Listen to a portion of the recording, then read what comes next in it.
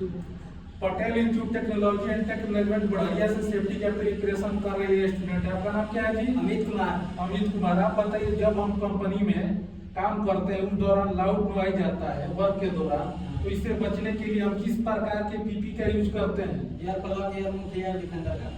Air plug, air move और air defender का use करते हैं। एक स्वस्थ मनुष्य के ध्वनि सुनने की, ध्वनि के जो आवृत्ति होता है, फ्रीक्वेंसी होता है, इसकी सुनने की क्षमता कितना होता है? 85 डेसिबल। 85 डेसिबल। Thank you.